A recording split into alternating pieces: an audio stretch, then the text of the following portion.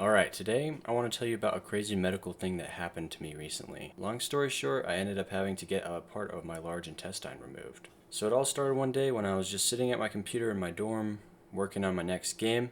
I was feeling kind of like a persistent soreness in my lower right side that I only felt mainly when I was walking. And I was just sitting there and it started to feel more sore, kind of like I had trapped gas, but I just kept working. After about 15 minutes, a thought popped into my head where I was like noticing a pattern going back for a couple of years. I've kind of felt that pain in the same place like quite a few other times. So I was thinking maybe it's my appendix. I was starting to get a little anxious and I brought it up to my roommate and he's like, yeah, no, there's no way that's happening. That's super unlikely.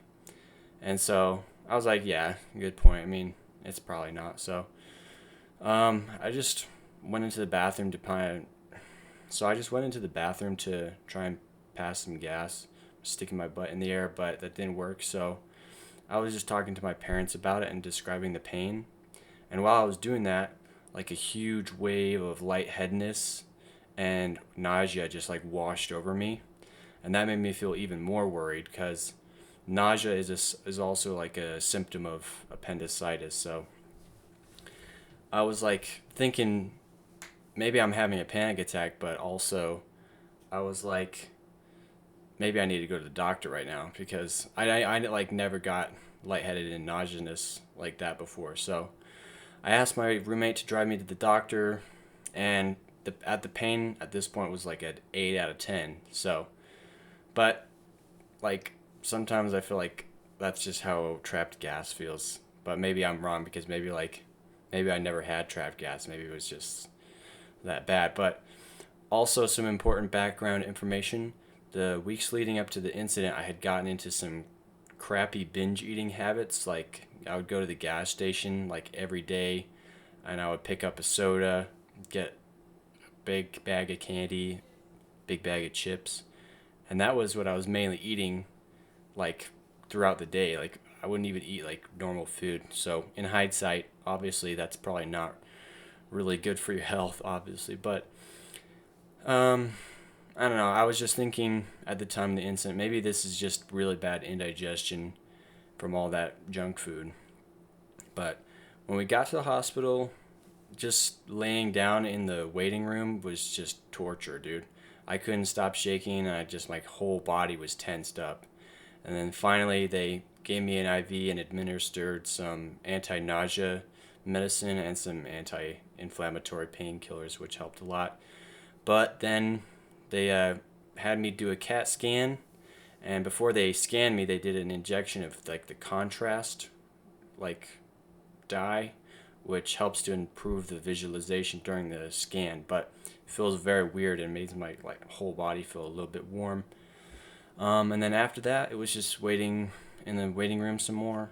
Shout out to my roommate who waited by my side the whole time, and my other roommate who drove me to the hospital and also waited there a little bit too. But after a while, the doctor came in and pressed on my tummy a couple times and then asked me some questions and then he left. And then when I came back, and then when he came back, he was just like, "Yeah, it's your appendix is ruptured, so we're gonna operate on you in 15 minutes," which felt like a crazy escalation, but also made some sense. I was kind of hoping that the pain and nausea were just from the junk food and anxiety, but I guess not. So they loaded me up on drugs and wheeled me into the operation room where it got really blurry from there. But I think they just started putting like the medical sheets and rubbing the sterilizer wipes on my skin. But after I woke up from the surgery, I felt really weird, and I looked down at my stomach, and there was like a 6 inch incision across my stomach, which felt way uncomfortable moving in any way. But I also at the same time just felt really a relief to like be alive for some reason. I was afraid that I was gonna just be dead or something. But um, and I kind of just felt like everything would be all right. And my next objective was just like it's time to start recovering. So doctors and nurses said it would probably take about 6 weeks until I get my normal functions back. And eventually I asked to go for a walk, so that was good. I had to have everyone help me get out of bed though. I could barely move at all on my own, but like walking around was pretty difficult because I had a hard time standing and breathing. But it is important to walk so I didn't get any blood clots. And also they had these leg squeezing sleeves that like squeeze your legs constantly so I don't get any blood clots. Later on, the doctors came in to tell me about something that they did during the surgery, and he said appendectomies, which is like the surgery to remove the appendix, usually only take about a half hour, but this one took 2 hours for my operation because when they were doing the laparoscopic incisions, which are just the small little incisions that they use sometimes just to remove everything, but they had to make an open incision, like the big 6-inch one, because as it turned out, my appendix had actually been engulfed by a giant golf ball sized tumor. And so they had to remove that whole thing. They removed just the whole piece of intestine that the tumor had been fusing to. So they also just sent that off the growth to a lab to confirm if it was cancer, which meant like 4 days of waiting to find out whether or not I had just like a weird benign tumor or if I would need to have like half of my intestines removed. So the energy in the room just shifted to like an underlying existential dread. The energy in the room after that kind of shifted into an existential dread. After the doctor left, my parents just said they weren't going to use up any energy, like that we shouldn't use up any energy freaking out or losing hope until the lab report came back. So, I don't know. Personally, I don't know if I just skipped all the stages of grief or I was just in mega denial of my situation. But either way, I just kept shuffling on forward to try and recover some more, of my functions. And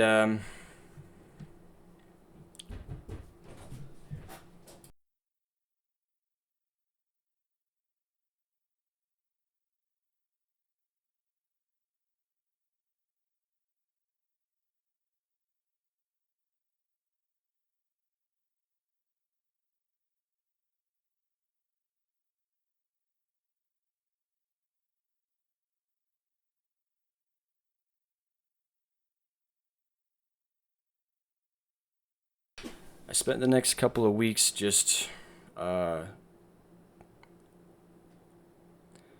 I spent the next couple of days just sleeping and trying to walk some more. And throughout my stay at the hospital, I felt like a really wicks. Throughout my stay at the hospital, I just had a weird mix of emotions. On one hand, there was warmth from my parents, who I hadn't seen like in months, and all the nurses who were assigned to me were all really nice.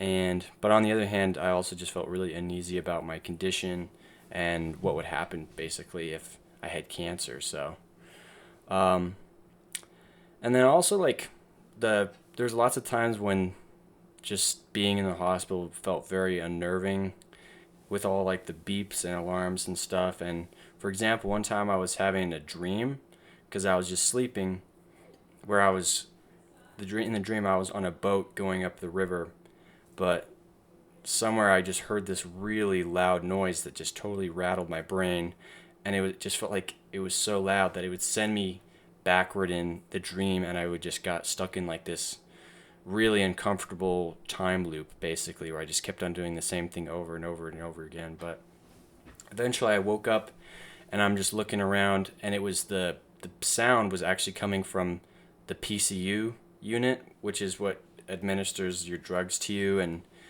feeds you if you can't, I don't know, just hospital equipment. But it was beeping because my heartbeat was like going down into like the 40s, which is not good. That's like, I don't know if that's not good, but I mean, it was really low considerably. Like if your heartbeat goes under 60 beats per minute, usually that's unusual for most people.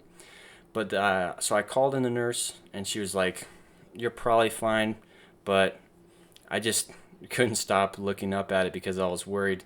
I just kept on looking at it to see like if the heartbeat was going down so low again. Because if it does, then it just kept on beeping, and it was very unsettling. But anyway, I was alright. But and then another crazy thing that happened one time. It was just me and my mom in the room, and I was watching Kung Fu Panda 2, and then I was just watching the movie, but I could see that my mom got up from the couch and was standing by the door and listening outside. And after a bit, I just took off my headphones, and she said something is happening outside. So I listened and I could hear people in one of the other hospital rooms were just yelling and screaming, and all the alarms were going off, like all the equipment was beeping, and there's people like going on the announcement system and saying phrases like code phrases and like code blue, and yeah, it was crazy. But I think it turned out that someone's mom had actually died in the hospital, and it was very sad. But all the like nurses and stuff just the next day were just really bummed out, and it was a very haunting experience. But I don't know, that's just what happens in hospitals sometimes. But here's where things thankfully got a lot better. On one of the other days, my cousin and aunt who live in Canada were in town, so they came in, and I was just catching up with them when the doctor just blasted into the room, and he was like, "I got good news for you. Your tumor was benign." So it was really good. I was so happy that I sat up in the bed without even having any muscles in my stomach. I just like sat up by myself, and it was awesome. But so that meant I gotta be able to leave in a couple days. Eventually got excused from the hospital, and when I got out, I just kind of been relaxing a lot. I've been playing copious amounts of Minecraft, but I don't know. Sometimes I've just been thinking like, I don't even know if I truly grasped how crazy of an event that happened, and it's definitely like the most crazy thing that's ever happened to me. Like, I never had to go to the hospital for anything else, but I don't know. It's crazy, but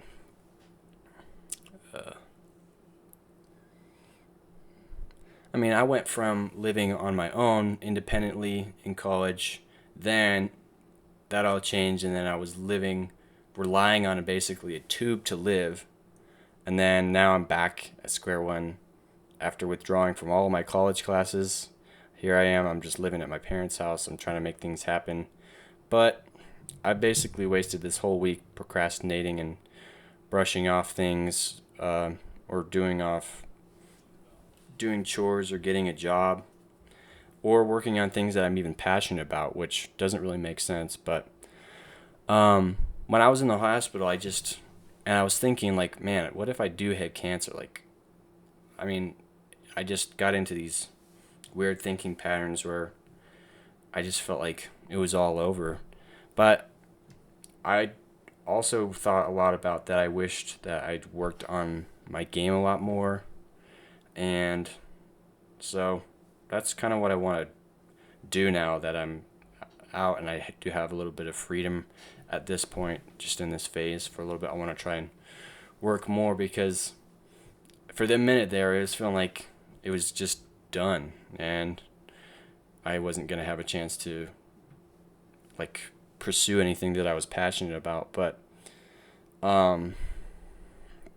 anyways, thanks for sticking around to this end of this dumpster fire of a video. I just had to get something out. But before we wrap up, let me update you on a couple informations about where this channel is. I'm probably just going to keep uploading some more devlogs, but I also want to try experimenting with other video types. I'm putting development on hold for Blacksite again for like the 100th time, but you guys know by this time I'm pretty crappy at being consistent with that game. But this time, the reason for that is because I think I have a more interesting and fun and marketable game idea involving piloting mechs with your friends in a round-based PvE setting with an emphasis on individual controls of like limbs and like cooperation. So stay tuned if that sounds interesting, because that's my next big video probably. But I think this is a good spot to end the video. So thanks for watching, and I'll see you guys later.